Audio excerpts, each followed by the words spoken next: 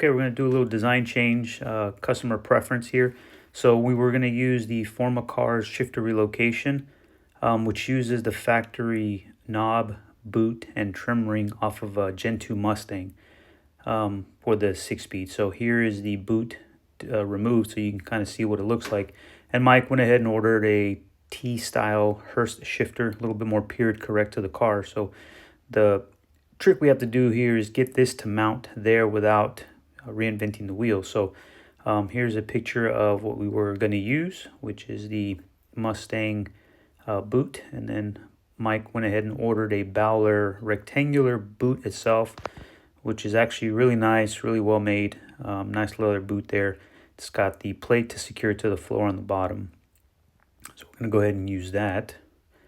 Now we need to find ourselves a little bit of metal. So I go over to my stockpile, which I probably hoard too much metal pieces that I cut off. But this looks like it might work. So I'm going to set this to the side. But I know there's got to be something else in here. Let's see here. Okay, we got this piece. And we might actually get lucky because this hole actually should line up with one of the holes, which it does. Perfect. So I'm going to go ahead and use this piece, just kind of trace it out, cut it out here using my snap-on handy-dandy cut-off wheel, and get a little drill bit, 3/8 to make the other hole. All right, again, do not touch things when they're hot. Lesson learned there. Now, obviously, we're not going to use this hardware, just kind of making sure that it is going to work. So I went ahead and drew a line kind of where I need to cut it to have the right angle. So there you see it right about here. I'm going to have to lob off a piece of that shifter. So let's go ahead and remove this.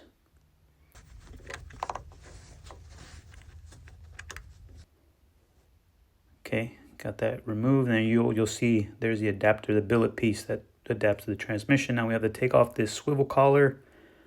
All right, got that disassembled there. And then kind of mark the line where I need to cut it. There we go, got that cut off. All right, we're going to use the Miller TIG welder, the diversion unit, to go ahead and weld this together. I was running low on gas, but there should be just enough to get this done.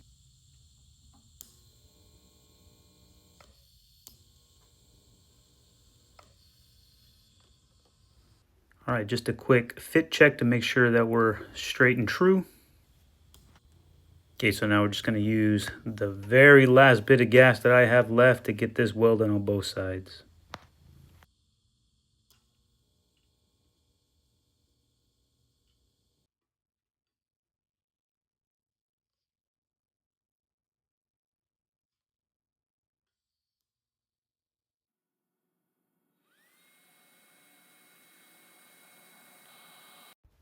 So while that cools off, I'm going to run over here to my, again, I hoard a lot, so this is just old miscellaneous hardware that I have. And I'm pretty sure there's 2 button head bolts in here. Yep, there's one right there.